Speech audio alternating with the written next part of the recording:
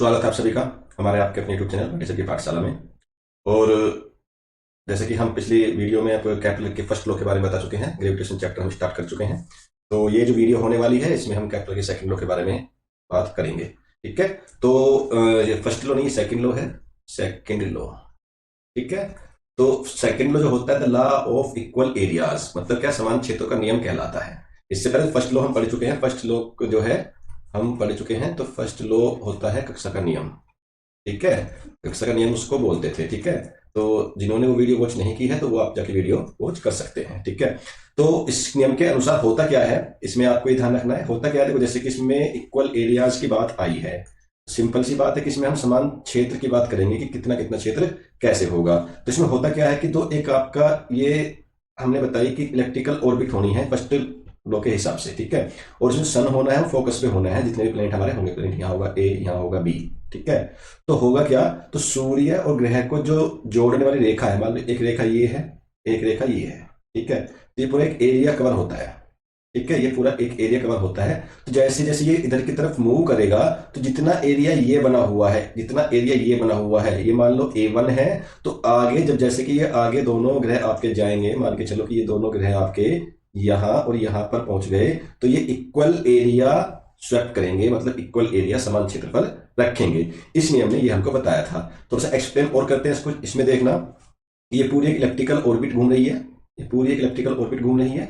होता क्या है, सन अपनी पोजीशन में फिक्स है, ये इसकी पोजीशन जो होती है फिक्स होती है। ठीक है, तो समय t1 पर किसी समय आपका ग्रह यहां पर था, समय तो रुकता नहीं है, समय बढ़ा, ये घूम करके अपनी पोजीशन यहां पर आ गया। ठीक है, इसको यहां पे आने में समय t2 लग गया, यानी एक समय t1 से t2 जाने में लग गया।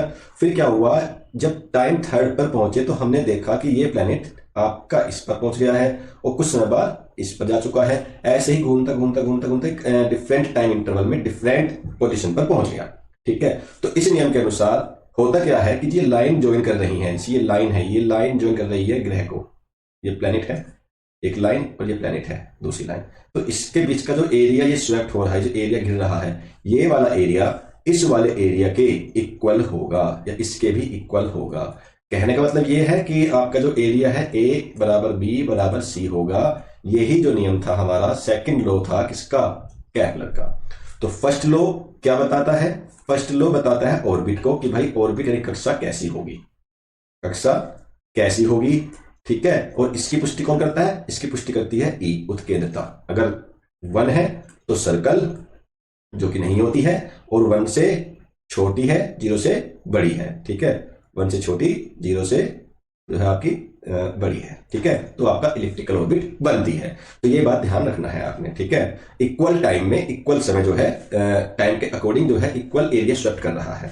ठीक है, इसी के चलते जो हम इसको बताते हैं, जैसे इसमें कुछ देख सकते हैं मुख्य बिंदु, जब ग्रह सूर्य के पास होता है तो तेज गति करता है। ठीक है, ये कल भी हमने पॉइंट डिस्कस करे थे और आज फिर हम बता देते हैं कि जो सूर्य के पास वाला पॉइंट है उसे पेरिहेलियन बोलते हैं, जहां पे जो होगा आपका ग्रह वो तेज गति करेगा। गति तेज क्यों करेगा भाई, मान के चलो ये आपका एक इलेप्टिकल ऑर्बिट है, ये आपका सन है, ये एक बार यहां पे रखा हुआ है प्लैनेट।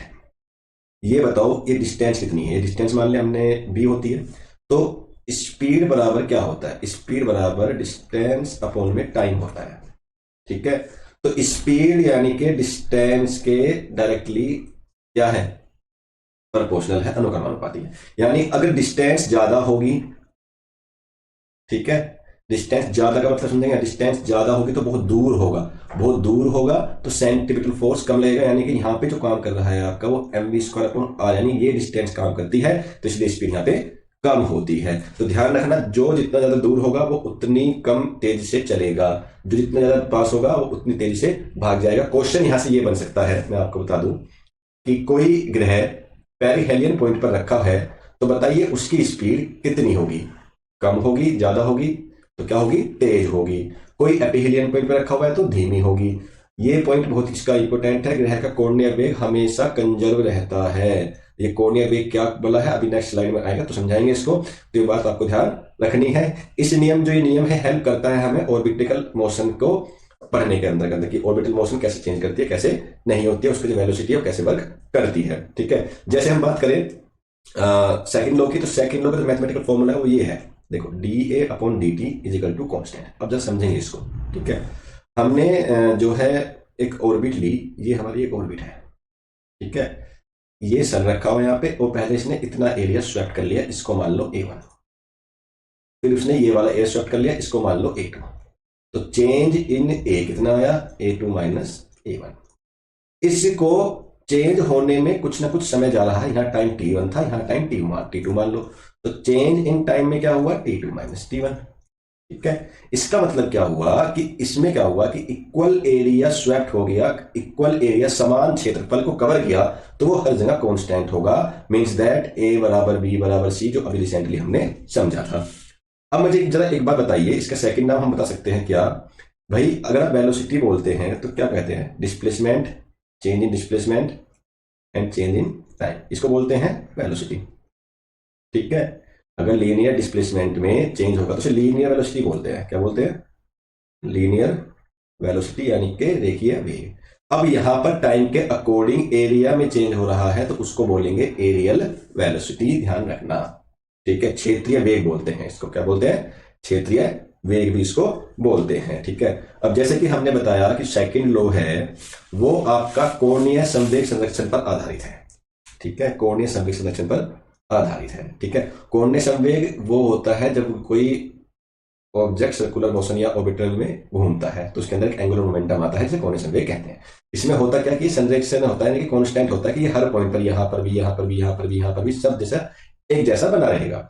अब मुझे बताओ, कोई भी वस्तु है या आपका कोई भी प्लेनेट है, ठीक है, इसके पास खुद का मास होगा, ये मूवमेंट करेगा, मान लो ऐसे कर रहा है तो वेलोसिटी भी से मूवमेंट करेगा, और एक डिस्टेंस भी कवर करता है जो बांधे रखती है, जो ये आर है, ठीक है। तो लीनियर मोमेंटम जो आपका होता है, जो आपका कोणीय संवेग होता है, वो होता है एम वी आर। कहीं कहीं पर इसको एल से दिखाते हैं, कहीं कहीं पर इसको जे से भी दिखाते हैं, ठीक है। तो एम क्या है, एम जो है मास है किसका, ग्रह की बात चल रही है तो ग्रह का है, ठीक है, ग्रह की वेलोसिटी है भी, और आर क्या है, सूर्य से दूरी मान रखी है। तो होगा क्या कि जब एल बराबर कॉन्स्टेंट है हमारा, ठीक है, तो डी ए अपॉन में डी टी बराबर भी क्या है हमारा, कांस्टेंट बना रहता है। तो इन दोनों से एक चीज निकल के आती है जो बनता है हमारा D A upon D T बराबर एल बाई 2m, ये ध्यान रखना है, ठीक है। इसको थोड़ा आगे एक्सप्लेन करें हम तो एक रिलेशन और बन सकता है, जैसे भाई एक पॉइंट एल ए पर, एल ए मान लो कि ये आपका ऑर्बिटल है, ये मान लो पॉइंट ए है, ये पॉइंट बी है, ठीक है। तो यहां पर मोमेंटम आपका एल ए है, यहां पर एल बी है, ठीक है। तो ये मान लो आपका ये दोनों कंजर्व है तो एल ए बराबर एल बी के होगा। तो यानी कि मास तो सेम रहेगा, प्लेनेट यहां पर हो या यहां पर हो, प्लेनेट तो एक ही है, तो मास सेम है, वेलोसिटी उसकी अलग अलग पोजीशन पे अलग अलग हो सकती है, डिस्टेंस अलग अलग हो सकती है, और ये आपका ये बनेगा एम से एम खत्म होगा। तो ये फॉर्मूला भी आपको ध्यान रखना है कि वी ए आर ए बराबर V B R B relation भी बनकर हमारा आता है। क्लियर? तो दो तीन रिलेशन है, ये आपको याद रखने हैं। पहला कौन सा है, एल बराबर एम वी आर होता है। दूसरा कौन सा है, del A upon del T बराबर 1/2 एल अपॉन एम होता है। और अगर मैं एल की वैल्यू इसमें पुट करूं, देखो अगर मैं एल की वैल्यू इसमें पुट करूं यहां पर, तो क्या बन के आएगा, del A upon del T बराबर एम वी आर अपॉन में 2m, एम से एम खत्म हो गया। तो ये आपको इस फॉर्म में भी लिखा मिल सकता है। तो ये ऐसे हमारे कुछ नए क्वेश्चंस बन के आते हैं, और फिर हम इनको पढ़ते नहीं है और कहते हैं कि क्वेश्चंस बहुत टफ आए हैं, पेपर बहुत हार्ड आया है। चीजें सब सिलेबस से ही है, सिलेबस से बाहर कुछ नहीं है, ठीक है। तो आई होप दैट कि आपको कैलकुलस का सेकंड लॉ समझ में आ गया होगा। फिर से बता दूं एक बार, first law law of orbit कहलाता है, कक्षा का नियम हिंदी में बोलते हैं, ठीक है। Second law linear momentum conserve बताता है, या इक्वल एरिया स्वेप्ट के बारे में बताता है, इक्वल एरिया स्वेप्ट के बारे में, या एरियल वेलोसिटी कांस्टेंट बताता है, या एंगुलर मोमेंटम कंजर्व बताता है। यानी कि क्वेश्चन ये आ सकता है कि सेकंड लॉ किससे संबंधित है, तो आपको बोलना है कोणीय संवेग संरक्षित से संबंधित है। फर्स्ट लॉ किससे संबंधित है, फर्स्ट लॉ कक्षा के नियम से संबंधित है, ठीक है। आप उसमें पता क्वेश्चन आपका आ सकता है कि ग्रहों की जो ऑर्बिट होती है वो इलेक्ट्रिकल होती है, किस नियम के तहत होती है? तो केपलर के फर्स्ट लॉ के नियम के तहत होती है। तो यहाँ तक चीजें हमने अब तक कवर कराई हैं, फर्स्ट लॉ सेकंड लॉ। तो आज जो है हम सेकंड लॉ का एमसीक्यू देखते हैं कि किस टाइप से क्वेश्चन बन सकते हैं। और ठीक है, तो पहला क्वेश्चन में कहा गया है Kepler second law is directly consequence of which physical principle, किस प्रिंसिपल पर काम करता है केपलर द्वितीय नियम? Conservation of linear momentum? बिल्कुल नहीं, conservation of angular momentum, very right. ठीक है, क्वेश्चन सेकंड में कहा गया है according to Kepler second law when a planet is closest to sun, बहुत अच्छा क्वेश्चन है, अगर प्लैनेट जो है क्लोजेस्ट सन के पास आ जाएगा, यहाँ सन रखा हुआ है, यहां पर आ जाए तो क्या होगा स्पीड में? तो मैंने कहा जो जितना पास होगा, और ये पॉइंट कौन सा होता है? पेरिहेलियन पॉइंट होता है, तो ये स्पीड इसकी बढ़ जाएगी।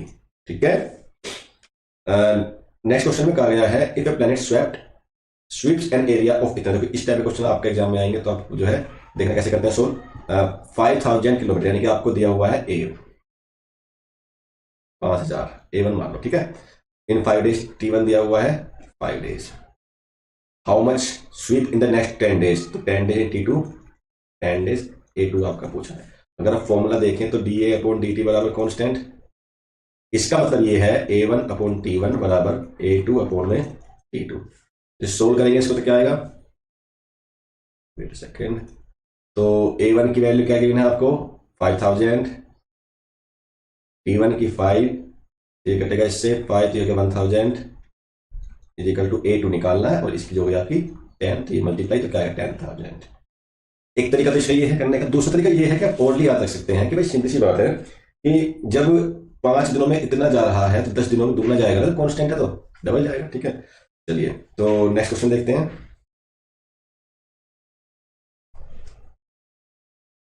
नेक्स्ट क्वेश्चन में कहा गया है a planet moves with velocity v1 at r1 from the sun and velocity v2। ये रिलेशन बताना मैंने अभी बताया ना भाई कि कंजर्वेशन जो है कांस्टेंट है, कौन सा है ये? Angular conservation momentum. ठीक है, तो L1 में क्या होता है भाई, मास तो सेम रहेगा, m1 v1 r1 बराबर m2 v2 r2, तो m2 same, sorry m2 m same गायब हो गया, ये सेम होता है ना, तो क्या बचा v1 r1 बराबर v2 r2, ये इस रिलेशन बनेगा। ठीक है, याद रखेंगे इसको। नेक्स्ट क्वेश्चन कहा गया है satellite moves around a planet in the elliptical orbit when will it have the maximum kinetic energy. बहुत अच्छा क्वेश्चन है। एक उपग्रह चारों ओर एक द्वितीय कक्षा में ऐसे घूम रहा है, ये है आपका द्वितीय कक्षा और ये सन है, और ये आपका उपग्रह घूम रहा है, गतिज ऊर्जा कब अधिक होगी? तो वही मुझे बताओ, जो आपकी काइनेटिक एनर्जी है वो किस पे डिपेंड करती है? 1/2 mv² पर, यानी कि जिस पॉइंट पर वेलोसिटी ज्यादा होगी उसी पॉइंट पर काइनेटिक एनर्जी भी ज्यादा होगी। तो काइनेटिक एनर्जी ज्यादा किस पॉइंट पर होती है? जो पास में होता है, पास में क्या बोलते हैं पेरिहेलियन, तो पेरिहेलियन पॉइंट पर ज्यादा होगी। तो when it is at perihelion जब उपसोर पे होता है, पेरिहेलियन मतलब उपसोर और एपिलियन मतलब अपसोर। ठीक है, चलिए नेक्स्ट क्वेश्चन देखिए। A satellite orbit earth in a practical orbit, speed ये दे रखी, सब कुछ दे रखा है, तो कितनी होगी भाई? देखो जो गिवन है लिख लो पहले, क्या स्पीड दे रखी है v मान लो उसकी 6 किलोमीटर पर सेकेंड है, और 5000 kilometre from the centre of the earth what will be the its speed? r दे रखा है इसने 5000, एंड ठीक है स्पीड पूछिए तो v2 पूछा है, v1 दे रखा है, r1 दे रखा है, v2 पूछा है, और r2 आपकी दे रखी है 10,000। तो बताओ क्या स्पीड होगी? तो वही अभी बताया ना, v1 r1 बराबर v2 r2 लगा दो।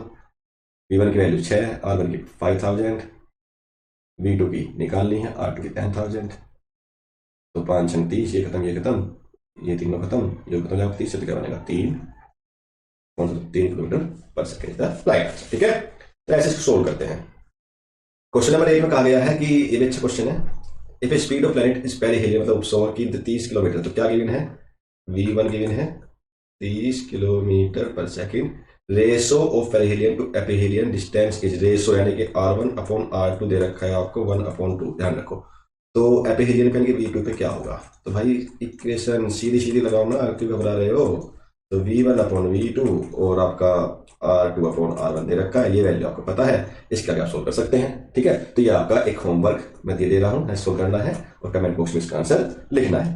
तो कुछ समरी है इसकी, समरी जैसे कि बताते हैं सेकंड लॉ क्या बताता है, उसको एक बार देख लेते हैं। भाई मैंने फिर से बताया, रिवीजन कर लो। Second law equal area are swapped in equal time interval, ये बताता है कि इक्वल समय में इक्वल एरिया स्वैप करेगा, कवर करेगा। ये जो है एंगुलर मोमेंटम के कंजर के बेस पे काम करता है। ग्रह सूर्य के जितने पास होगा उतना तेज चलेगा, जितना दूर होगा उतना धीमा चलेगा। 3 पॉइंट इसके मेन है, हमेशा याद रखने हैं। ठीक है, उसके बाद न्यूमेरिकल का काम शुरू होता है। न्यूमेरिकल इसमें एंगुलर मोमेंटम के ऊपर ही आएगा।